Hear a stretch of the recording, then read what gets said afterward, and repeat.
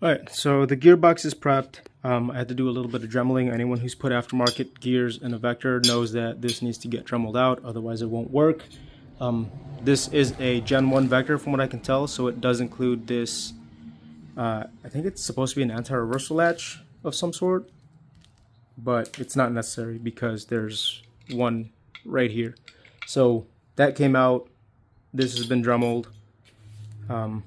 And I took this off because I happen to have a spare Perun that I'm going to put in here. So let's see how this thing goes. Oh, also one of the bearings was busted. I don't even know how that happened, but one of the bearings was hanging on by a freaking thread. So I'll be putting in some bushings for this build to get it working since I don't have spare bearings. So the kid who owns this Vector said that it wasn't working for some reason, and I was correct in my initial thought, but it's because his fuse was spent. If you own a Vector, you should put a 25 amp fuse in there. These little white ones, they're a lot better than the stock yellow ones that come in them. That's what I did with mine. That's what several other Vector owners that I know have done with theirs, and they're all working well. So just a little tip for anyone who may not know. Also another tip, if you have a Perun in your Vector, like the one that I'm putting in this build, and like the one that I have in my own build, you should shave down your anti-reversal latch a little bit right there. You can see how it's kind of like rounded off and thinner up at the very top. That is because as the ARL moves when it's getting shot, you see that little piece in the back, the little brown piece that's raised, it can be hit and it'll end up breaking off. And I know this because this one has actually broken off and this one's been repaired. And the one in my own Vector has also broken off and has been repaired. So it's not a one-off thing. It's happened to both of the ones that I've used. So just remove a little bit of material from the top of the anti-reversal latch, the way you see right here, and you should be fine. Alright, so I have been working on this for a handful of hours now. It is currently 10 p.m. The same day that I started working on this. When I posted that short, I want to say I started it around 6. So it's been about 4 hours. I did have to go to the store to pick up some fuses because I didn't happen to have any of the 25 amp white fuses on hand for some reason. I don't know why. I know I had some, I just couldn't find them. But I had to go do that. But anyways, the shimming is done. I don't have anything else in the gearbox right now, just the gears, the motor, and obviously the Perun. I had to recalibrate the selector because when it broke, it started acting funky after it was fixed. So I had to recalibrate the selector, but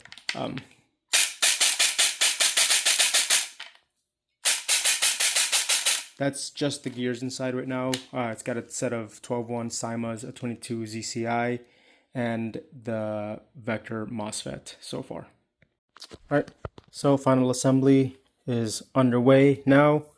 I can actually shoot it where it's at right now, so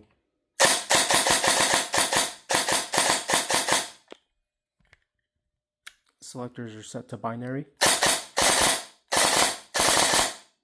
and full auto.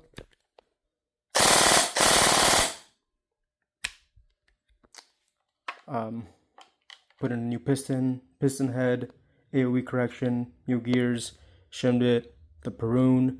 He already had an R-hop barrel, which was nice, so I didn't do anything to his barrel. Adjusted the trigger just a little bit, and I think that's pretty much it. I just got to do a chrono test, and I should be ready to close it all up. Alright, I've got a short mag loaded in, 2 O's. Let's hope that I don't hit anything important.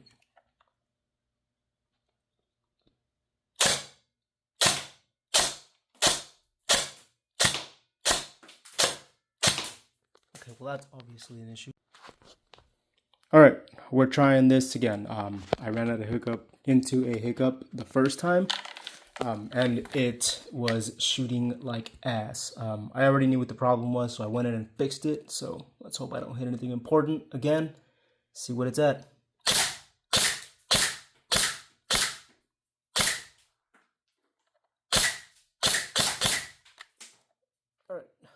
a little low. I don't know what this person intends to use it for, but I'm thinking I'm gonna put a heavier spring in here for him, because even at 0.9 joules, that's a little too low for indoor, and I don't want him to feel disadvantaged. So I'm gonna put in a spring, hopefully get him up to 1.1 joules. All right, so I've gone through a couple of springs. I found some good ones for outdoor. I found some good ones for outdoor but low FPS, and I found some really low ones. This one is about as close as I was able to get it to what I was looking for. I did message the owner to see if he plans on using this for indoor or outdoor, but he hasn't replied to me yet. So I'm just gonna put this in, leave it in, and depending on what he says, I'll either swap the spring or keep it as is, but we'll see.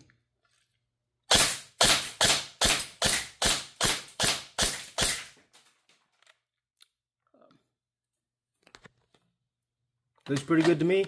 There were some low shots, it looks like. I don't know what that giant drop in FPS is. I may have to open it back up and see what's going on, but overall, it's not bad. I'm okay with the result. All right, so here is the assembled vector. It should be good to go. I'm ready to send it back. I just have to pack it and do that when I get a chance. So when I spoke to the kid that owns this, I didn't initially know he was a kid, but he told me that he's in high school, which is why I'm saying kid. So when I spoke to him, he said that he bought this from someone else, and whoever sold it to him was probably an asshole. I'm not gonna lie, because this thing is missing several screws, internally and on the outside. I don't even know where the pin for this is. I don't know if the kid has it or if I lost it. I need to clean up in here a little bit, but the pin for the stock isn't in. I don't know where that's at. It's missing a screw. One of these body holes is missing a screw. There's missing 2 screws, one on each side of the barrel. It's missing 2 screws that hold this in place, the charging handle in place. Some of the screws were stripped out. Like, this thing is messed up. The hop unit has a corner broken off of it. It doesn't affect the performance, but like, whoever owned this did not take care of it. And I'm assuming they were just like, once that, because I don't know if the kid fried the fuse himself or if he got it like that. But if he got it like that, I'm assuming whoever owned this fried the fuse and just didn't want to bother trying to figure it out. And he just found the first person who was willing to take it off their hands. So hopefully he got a good deal on this. It works. Any decent tech who's knowledgeable can fix it. Obviously, I was able to get it back together and working again. It's fine now. You'll have chrono video to see how it's shooting. It's pretty consistent. In the chrono, you'll see that 2 of the shots were like 10 FPS lower than the rest of them. I don't know if those were outliers or if there's something internally that may have caused that. He didn't pay for any parts. He's a high school kid, right? So when I initially reached out to him on Reddit, I started talking to him a little bit. I said, hey, hit me up on Discord so we can discuss everything. And then he told me he was in high school, and I was like, well, shit, you probably don't have a lot of money. So I told him I would do the work for free, and I would just figure out what's wrong with it, fix it, and send it back. But the more we spoke, I was like, hey, I have some spare parts that I'm not using. They came out of other builds. They're good parts, but most people buy the parts that I tell them to buy and then bring those to me. So I just gut whatever's in their gun and then put my preferred parts in, which is how I end up with a lot of spare parts. So I said, if you want, I can put in some of those parts. Guaranteed it will increase the performance, and I won't charge you for them. I won't charge you for the parts. Now, I did put a Peru in here, and we discussed that. That I'm not giving for free, but it's a aftermarket trigger unit that costs $100, brand new. So I am gonna sell it at a discounted price, but he's getting a pretty good deal on it, right?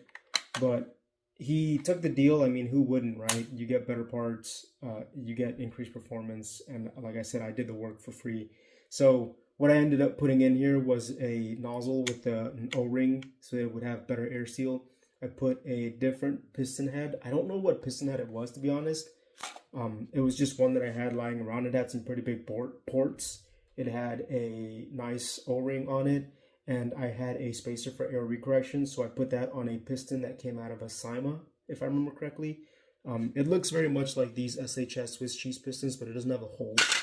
And that's pretty much the only difference. It's got a full steel rack, 12-to-1 Cyma gears that are short stroked by, I want to say, 3 or 4 teeth, something like that. They came short stroked. I didn't do it myself. They came short stroked, so I just went with it. Obviously, I shimmed the gears as any good tech would do. I put the MOSFET in there, and I put an X-ring piston head on the piston head. Or I'm sorry, yeah, I put an X-ring on the piston head, so that helps seal a lot better as well. As far as those two shots, I'm not gonna lie. Some parts you can't really change in here, right? The piston head or the cylinder head, the tappet, some of those things are a little bit wonky. I also put a stronger tappet spring in here. So some of the parts you just absolutely can't change, and that's how the vectors are. So I'm assuming one of those parts may be responsible for the deviation because my vector doesn't have any of that, but my own vector is completely overhauled. There isn't a single part in that can be replaced that hasn't been replaced. I think the only 2 stock parts in there are my tappet, which has been modified as well for DSG, and then the cylinder head. That's it. Everything else is completely aftermarket.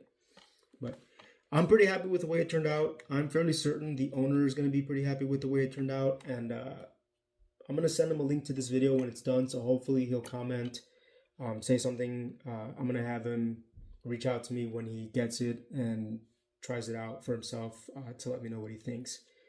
Maybe I can convince him to do a review. So this was pretty fun. I hope the kid likes it.